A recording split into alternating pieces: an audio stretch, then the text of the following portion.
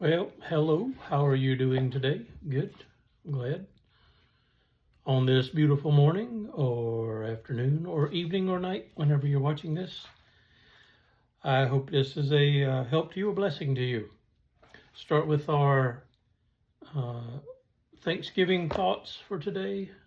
What we're thankful for life, seeing life as a gift, not as a burden. So we thank God today. I wrote down, I am thankful to God for the gift of music. I was listening to, watching YouTube. I really like YouTube. When I was listening to, I was flipping through, I saw some old David Letterman bits from the past, and he had a Pearl Jam, actually, what's his name? Eddie Vedder, the lead singer of Pearl Jam, on there, and he was singing the song Black, and it was just awesome with Paul Schaefer and the world's most dangerous band. So I was enjoying that.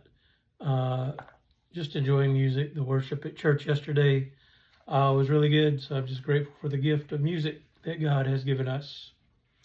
I go back a month to August the 15th, today being the 15th of September, just to remember things that I'm thankful for.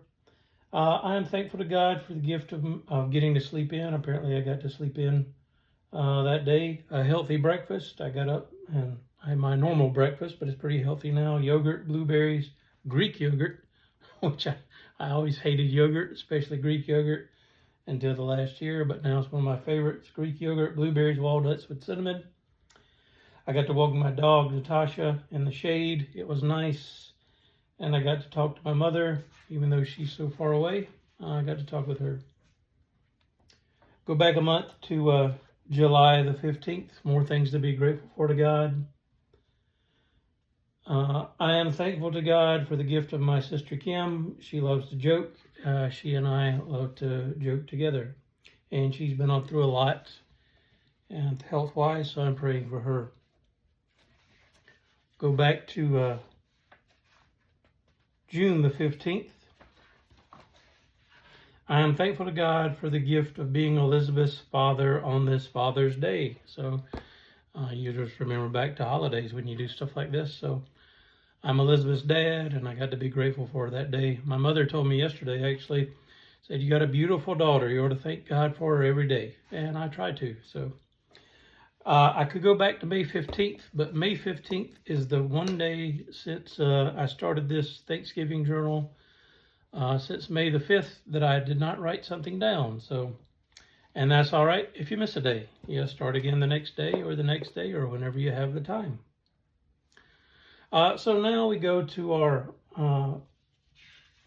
our transformation thoughts. We ask God to transform our lives, transform our minds, be ye transformed by the renewing of your mind. So we believe that wisdom, the Word of God, God's Spirit, wisdom from other people transforms our minds, transforms our lives. We ask God to create in us a clean heart. So we believe His Word, trusting in Him, and this is just one way to do it, creates in us a clean heart. So changes our heart, gives us a new heart. So I'm going through the Gospel of John verse by verse. John chapter 2 verse 20. They replied, the religious leaders replied, they just asked for a sign. Jesus said, if you tear down this temple, the beautiful temple where all the sacrifices took place, where all the religious ceremonies took place, he said, if you tear it down, I'll rebuild it in 3 days. So the religious leaders replied, it has taken 46 years to build this temple, and you are going to raise it in 3 days? I thought about that for a moment. You know, which one is more difficult, to build a building in 3 days when it took 46 years to build, or to raise up someone who had been dead for 3 days, because Jesus was talking about the temple of his body. One is nearly impossible, building a building in 3 days, but raising someone from the dead who has been dead for 3 days is completely impossible. But Jesus is the God of the impossible. I'm going through the Proverbs as well. I don't know how long I'll do this, but I'm writing down some Proverbs. I'm in chapter 10. Been writing those down. I'm on the verse by verse. I'm on verse 5. It says, he who gathers crops in the summer is a prudent son, but he who sleeps during harvest is a disgraceful son. So I don't really gather crops during the summer. Well, I guess I do. We have a garden, so, but my daughter did most of the harvesting, and I helped some. So, but this was a farming community, and you had to be wise when you did your work and when you worked hard and how you worked hard. So you had to. We take the principle of working hard when it's time to work hard. It's not saying be a workaholic. I was a workaholic for a long time. Grew up in a family where that was what you did. You worked. And my mother actually told me today, you got to rest some. And I was shocked because she's a workaholic as well. So you got to rest some. So, but work when it's time to work. Psalms 31:15. I heard this verse. I don't remember where, but it grabbed my attention. My times are in your hands. Deliver me from the hands of my enemies, from those who pursue me. Talking to God, saying, my times are in your hands. So the enemy and our enemy are death and sin and despair and worry, etc., etc., etc., whatever yours may be. They try and control us. They try to control our times. They try to control our time. But I confess, and we confess today, that our times are in His hands. So just an example, worry tries to get control of my time. I get upset that I can't change the time, that I can't slow down the time, that I can't speed up the time. But when I say my time or my times are in your hands, that trust and surrendering of my time and my times, surrendering control to God, that brings deliverance. Deliver me from the hands of my enemies, of worry and despair and death and sin, whatever it may be. And it brings peace. So we give up control of the clock and trust. Quit trying to speed up time when this happens, when this happens, when this happens. Quit trying to slow down time or go back in time. I wish I could go back. I wish I could go back. My times are in your hands. Don't let worry or despair, whatever it is, control you. Just say, my time is in your hands. My times are in your hands. So I give up control of that, and I trust you to deliver me. I give up control of the clock. I was listening to a sermon by Tim Mackey. He's going through the Gospel of John. He said the water symbols in the Gospel of John we should pay attention to. And I'll just mention a couple of those. In John chapter 2, Jesus turns water into wine. Jesus is the one who keeps the feast going. So Jesus is the one who keeps the feast, the party going in your life. In John chapter 4, Jesus is the water, the woman at the well who was coming to draw water at the heat of the day. But Jesus is the water that we really thirst for. We drink from other water. We thirst again. I'm thirsty right now. I think my voice is kind of cracking.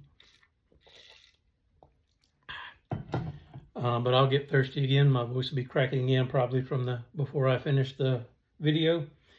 But Jesus is the water we drink from. We will never thirst. And he also says you drink from this water and you'll never die. So yes, we'll all physically die, but he gives us life eternal. Tim Mackey also talked about the woman at the well, which I really liked. He said, we have made the woman at the well in John chapter 4 the bad person, the villain in the story. But she had been married 5 times. In that society, women could not divorce their husbands. So technically, she had been abandoned 5 times, and she was with a man number 6 now, and he had not married her. He would not commit to her. So this woman, although not perfect, and later on she will tell the people in the village, this man told me everything I ever did. So she's admitting her flaws, but she is the victim in this story. But Jesus comes along, and he is the first man not wanting to abandon her, and he is the first man wanting to really to commit to her, not in a marriage type way, but as a metaphor, as her Savior. And for us as well, Jesus will not abandon you. Other people may abandon you. You've been married 5 times, but Jesus will not abandon you, and Jesus will totally commit to you, totally commit to us. So we thank God for that.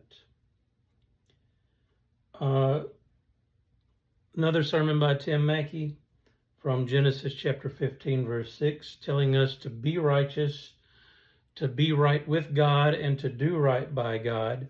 What does that entail? Well, according to Genesis 15:6, the story of Abraham, God promised him that he was going to have a family, that it was going to be as numerous as the stars in the heaven. And it said Abraham believed God, and he got the credit for being righteous. It was credited to him. I didn't want to say credited because I stumble on that. Credited to him as being righteous.